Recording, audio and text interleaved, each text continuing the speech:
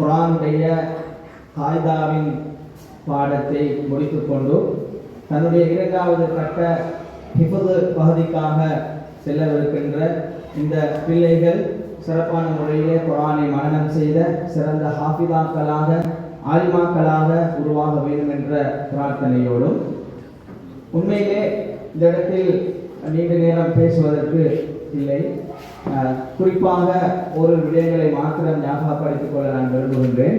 எப்போதும் நான் சொல்வதுண்டு, ஒரு வீட்டை பொறுத்தவரையிலே அந்த வீட்டிலே இருக்கின்ற குடும்பத்தின் தலைவி என்ற வகையிலே அந்த குடும்பத்தின் எல்லா துறைகளிலும் பங்களிப்பு செலுத்துகின்ற ஒரு ஆசிரியராக, சில நேரங்களில் பிள்ளைகளை உள்ளத்தால் அவர்களோடு இணைக்கின்ற சிறந்த உளவல ஆசிரியர்களாக என்று பல்வேறு பாத்திரங்களை சுமந்து தனது வாழ்க்கையை கொண்டு செல்லக்கூடியவர்கள் தான் பெண்கள். நீங்கள் அந்த பெண்களை பொறுத்தவரையில் இஸ்லாம் சொல்லுகின்ற வரையறைக்குள் இஸ்லாத்தினுடைய அறிவை மார்க்கத்தை சுமந்து தன்னுடைய பிள்ளைகளை அவர்கள் வளர்த்து ஆளாக்குவார்களாக இருந்தால் அல்லாஹ் தஆலா அவர்களுக்கு உயர்ந்த பதவிகளை மறுமையிலே வைத்திருக்கிறார். எங்களுடைய பிள்ளைகளை நாங்கள் பார்க்கின்ற நேரம் அந்த பிள்ளைகள் குறிப்பிட்ட ஒரு காலம் தான், பொதுவாக பொம்பளை பிள்ளைகள் குறிப்பிட்ட ஒரு காலம் தான் எங்களோடு இருப்பாங்க. அம்மா அப்பாவோட ஒரு 20-25 வருஷம் தான் எங்களோடு இருப்பாங்க. அதுக்கு பின்னால் அவங்க இன்னொருவருக்கு சொந்தமாக போகக்கூடியவர்கள், இன்னொரு ஒரு யுகத்தை நோக்கி அல்லது வாழ்க்கையை நோக்கி நகரக்கூடியவர்கள். எனவே இந்த குறிப்பிட்ட ஒரு 20 வருட காலத்திற்குள் அந்த பிள்ளைகளுக்கு அவர்கள் தன்னுடைய வாழ்க்கையின் எஞ்சிய பகுதியை எப்படி கழிக்க வேண்டும் என்ற அழகான தர்பியாக்களை ஒரு தாயை பொறுத்தவரையில் கட்டாயம் கொடுக்க வேண்டும். அப்படி கொடுத்தால்தான் அவர்களுடைய எதிர்காலம் சிறப்பானதாக இருக்கும். உண்மையிலே ஸல்லல்லாஹு அலைஹி வஸல்லம் அவருடைய காலத்தை எடுத்து பார்க்கின்ற போது ஒரு தாய் வருகிறார், தன்னுடைய 4 வயது நிரம்பிய ஒரு சின்ன பிள்ளை ஸைத் இப்னு சாபித் ரலியல்லாஹு தஆலா அவர்கள் ஸல்லல்லாஹு அலைஹி வஸல்லம் அவர்கள் யுத்தத்துக்கு செல்வதற்காக தயாராக இருக்கிறார்கள். அவர்கள் தன்னுடைய குழந்தையை கொண்டு வந்து கொடுத்தார்கள், பிள்ளையை கொண்டு வந்து கொடுத்தார்கள். யா ரசூலல்லாஹ், இந்த குழந்தையை நீங்கள் யுத்தத்துக்காக பயன்படுத்திக் கொள்ளுங்கள் என்று ஸல்லல்லாஹு அலைஹி வஸல்லம் கேட்டார்கள். இந்த பிள்ளையை வைத்து நான் யுத்தத்தில் என்ன செய்வது? அவர் அந்த தாய் சொன்னா, யா ரசூலல்லாஹ், உங்களை நோக்கி வருகின்ற அம்புகளை தடுப்பதற்குரிய ஒரு கேடயமாக இந்த பிள்ளையை நீங்கள் பயன்படுத்துங்கள் என்று ஸல்லல்லாஹு அலைஹி வஸல்லம் அவர்களை பார்த்து அந்த தாய் சொன்னார்.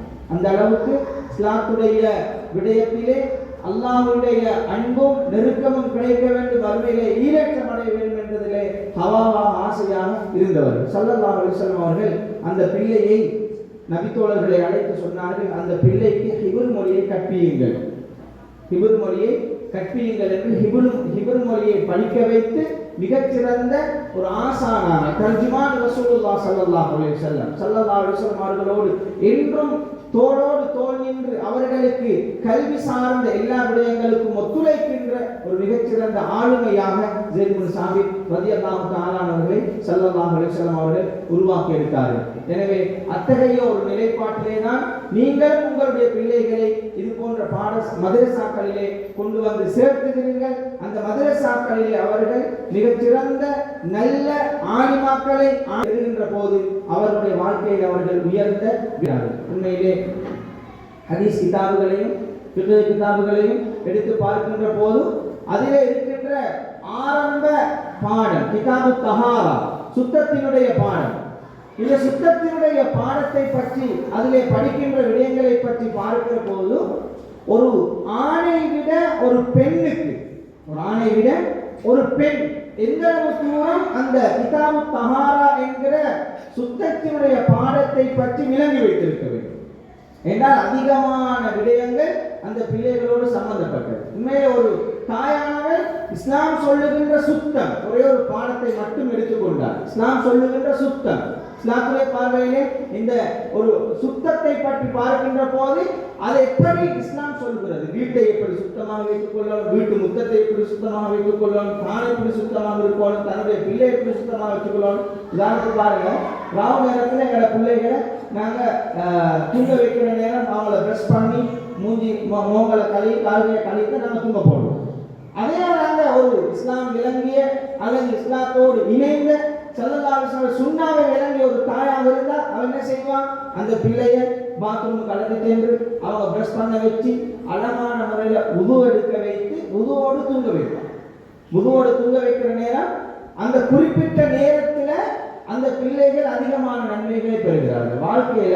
வாழ்க்கையை ஒரு நாளை மூணு பகுதிகளாக பிரித்தா 24 மணித்தியாலத்துல 8 மணித்தியாலம், அதுல 8 மணித்தியாலம் வாழ்க்கையில தூக்கம் தான்.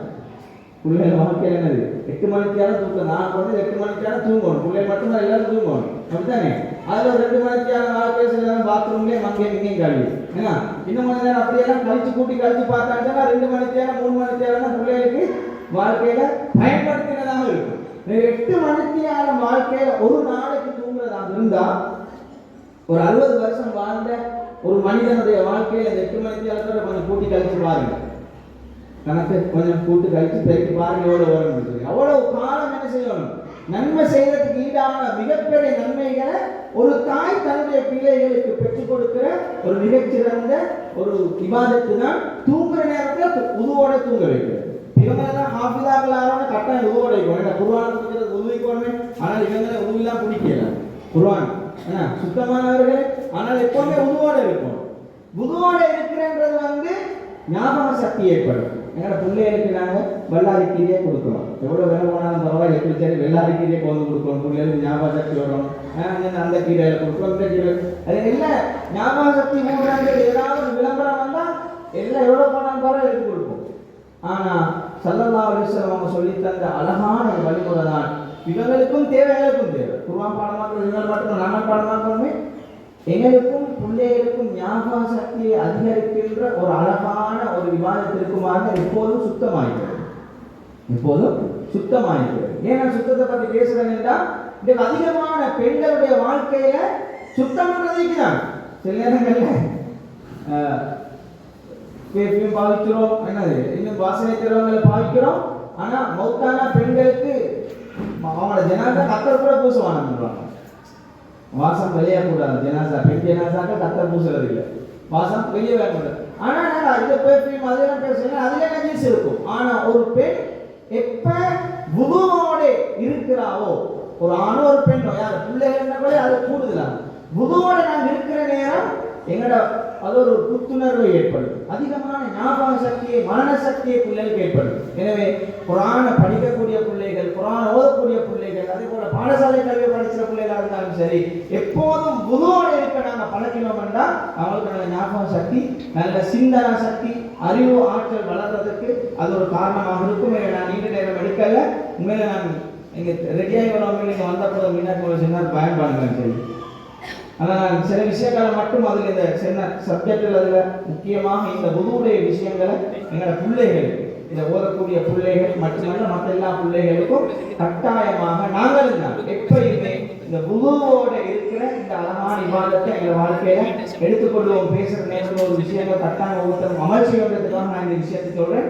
எனவே இதில் கட்டாயமாக பிள்ளைகளை மதரசாக்கு அனுப்புகிற பிள்ளைகளாக இருந்தாலும் சரி, அனுப்பாத பிள்ளைகளாக இருந்தாலும் சரி, சுத்தம் என்ற இந்த பாடமே இன்னைக்கு மாஷா அல்லாஹ் உங்களுக்கு புக் சென்டர்களுக்கு போனான்னு சொன்னா ஒவ்வொரு பாடமாக அது தமிழாக்கத்துல அப்படியே இருக்கு. ரும்தான்ற கிதாபு இருக்கிறது, அதே போல பல கிதாபுகள் தமிழாக்கம் செய்யப்பட்டு உதுவுடைய பாடம் இருக்குது, தொழுகையுடைய பாடம் இருக்கிறது, பெண்களோடு சம்பந்தப்பட்ட விஷயங்கள் இருக்குது. இது ஒவ்வொருத்தரும் கட்டாயம் அவங்களோட வீடுகளை கொண்டு வந்து படிக்க வைக்கணும், நீங்களும் படிக்கணும். எனவே அதற்கான வளமான ஒரு சந்தர்ப்பமாக இருக்கின்ற மதரசாக்கள் இருக்கிறது. எனவே இந்த காய்தாவை முடிச்சு இப்போதுக்கு போகக்கூடிய இந்த பிள்ளைகள் இவங்க சிறப்பான முறையிலே அடுத்த வருஷம் இன்ஷா அல்லாஹ் இதற்கான விழா ஏற்பாடு செய்த நேரத்தில் அவர்கள் பாடத்திட்டத்தை சிறப்பாக முடிச்சு குர்ஆனை முடிக்கக்கூடிய ஒரு மாஷாஅல்லா. நேற்று ஒரு சகோதரர் ஒரு நண்பர் ஒருத்தர் நேற்று இரவு கோல் பண்ணினாரு. அவனோட மகன் வெளிநாட்டில் இருக்கிறாங்க, இப்போதான் 13 வயசு. இன்ஷா அல்லாஹ் இந்த குர்ஆனை முழுமையாக மனனம் செஞ்சு முடிக்கிறார். 13 வயசு, இன்றைக்கு குர்ஆனை முழுமையாக மனனம் செஞ்சு முடிக்கிறார். இதுக்கு உஸ்தாத்மாரோட காரணம் அவங்களோட உமா பார்ப்பாங்க. ஏன்னா இருக்கிறது யூரோப் நாடுல, அங்கே அவங்களோட உம்மட்டை தான். அவன் வந்து ஒரு மௌலவியாவோ அல்லது ஒரு ஆணிமாவோ அல்ல, சாதாரணமாக ஒரு தீனோடு சம்பந்தப்பட்ட சூழ்நிலை பிறந்த ஒரு பெண். அவர் திருமணம் முடிச்சு யூரோப் கண்ட்ரியில் போய் வாழ்கிறான். தன்னுடைய மூத்த மகன் 13 வயசு வயசு தான். நேற்று ராவ் கோல்பன் இன்றைக்கு அவ ஹிஃபுல்லா முடிக்கிறார். அவர் கோல் பண்ணி கேட்டாங்கன்னா ஹிஃபுல்லா முடிச்சா இந்த ஹிஃபுல் முடிச்ச வரைக்கும் ஒரு மதரசாவில் ஒரு சர்டிஃபிகேட் ஒன்று எடுத்துக்கொள்ளணும் செய்யலுமான்னு சொல்லி. அப்போ ஒரு குரான் மதரசாக்கும் ஒரு புள்ள அந்த புள்ள குரான் மதரசாக்கு வார நேரத்திலே கிட்டத்தட்ட 20வது 25வது ஜுசு ஓதுறா, பார்த்தோதுல. அந்த பார்த்தோத பழகினது அவங்க உண்மைட்டு ஒரு ஆணிமாவோ அல்லது ஒரு மௌலவியாவும் அல்ல, சாதாரண ஒரு தாய், சாதாரணமா பாடசாலை கல்வியோடு தொடர்பான மார்க்க பின்னணி உள்ள ஒரு தாய். எனவே இப்படி சிறப்பான புள்ளை 13 வயசுல தந்த புள்ள குர்ஆன மனனம் செஞ்சு முடிக்கிறதாக இருந்தால் அது யூரோப் கண்ட்ரியில் இருக்கக்கூடிய ஒரு புள்ள எவ்வளவு பெரிய ஒரு பாக்கியம். நாங்கெல்லாம் மௌத்தாராக்கள் தான் மயத்தை பற்றி பேசின புதாங்க புள்ளியோட கூப்பிட்டு வந்து இந்த புள்ள மௌத்தான போகிற உள்ள நாளைக்கு நாங்கள் மௌத்தாயிருவாங்க எவ்வளோ போகும் வரும். சில நேரத்தில் செல்லப்படே நாளைக்கு நாங்கள் எப்போ அடுத்த மௌத்தாரு மயத்தை செய்தி கேட்டோம், அடுத்து நான் மௌத்தாயிருவோம் என்ன இப்படி பேசுறீங்க நீங்க, அது முசீபத்தான் பார்க்கணும். ஆனால் மௌத்து என்பது உண்மை. அந்த மௌத்துக்கு பின்னாலே அவங்களுக்கு நிம்மதியான நல்ல ஒரு உயர்வான வாழ்க்கை கிடைக்கணும் என்றால் கட்டாயம் இவங்களை குர்ஆனோடு தொடர்படுத்தும். நேற்று ஃபேஸ்புக்கில் ஒரு செய்தி வந்து கண்டுபிடிக்கப்பட்ட 3 குர்ஆன்களுக்கு செய்தி இந்த ஃபோட்டோவில் போட்டு 3 குர்ஆனும் கண்டுபிடிக்கப்பட்டிருக்குது. கண்டுபிடிச்சு அதுக்கு நல்ல வார்த்தைகள் ஓட்டிருச்சு. கண்டுபிடிக்கப்பட்ட ஒரு குர்ஆன் சொல்லி நானும் பார்த்தேன் என்னென்ன சொல்லி வாய்ச்சி பார்த்தா அந்த 3 குர்ஆன் 30 ஜுஸு குர்ஆனையும் பழைய புஸ்தகங்களோடு சேர்ந்து கடைக்கு வித்திக்குது. சுருள் சுத்துறதுக்கு நேகோட்டுறதுக்கு பழைய புஸ்தகங்களோடு சேர்ந்து இது வித்திக்கொண்டு யாரும் அவங்க விற்க மாட்டாங்க. ஆண்களை இல்லைன்னா பொம்பளை தான் சொல்லுவாங்க. இந்த பொம்பளை தான் கட்டி அடிக்கிறது அடித்து பேக்கில் போட்டு கொடுக்கும். எங்கள் வீட்டில் இல்லை வைப்பு வந்து காட்சி வீட்டில் மாதிரி நினைச்சுவாங்க. 3 குர்ஆன் 30 ஜுஸு குர்ஆன் 30 ஜுஸு குர்ஆன் அதை வந்து கடைக்கு வித்திக்கிறாங்க. எனக்கு பேக் ஓட்டுறது அப்போ எவ்வளோ தூரம் இந்த குர்ஆன் இப்போ பாருங்க. சில ஊர்களை போய் பார்த்தா புத்தகங்கள்ல குர்ஆன் தாளிக்கும். முந்தைய ஒரு காலங்களில் குர்ஆனோட அரபெழுத்தை கண்டாலே குர்ஆன் தாளின்னு சொல்லி கண்ணில் ஒட்டி தலையில வச்சுது அப்படிதான் ஒரு காலம். அந்த அளவுக்கு மதிப்பும் மரியாதை இருந்த ஒரு காலம். அன்னைக்கு குர்ஆனை வச்சதும் அப்படித்தான். மேசையில குர்ஆனை வச்சு அந்த மேசைக்கு சில பிள்ளைகளை ஏறி கொண்டிருக்கிறது.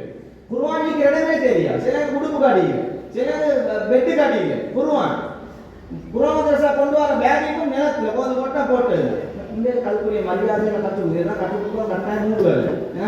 எனவே அந்த குர்ஆனை மதிச்சு மார்க்கத்தை மதிச்சு இந்த மார்க்க விஷயங்களோடு எங்கள் பிள்ளைகளை நம்ம வளர்க்குற நேரம் இன்ஷா அல்லாஹ் உலகத்திலேயும் மறுமையிலே இதேற்றம் உள்ளவர்களாக மாறுவாங்க. அல்லாஹ் தஆலா இந்த பிள்ளைகளுக்கு சிறந்த ஒளிமயமான எதிர்காலத்தை ஏற்படுத்துவானாக.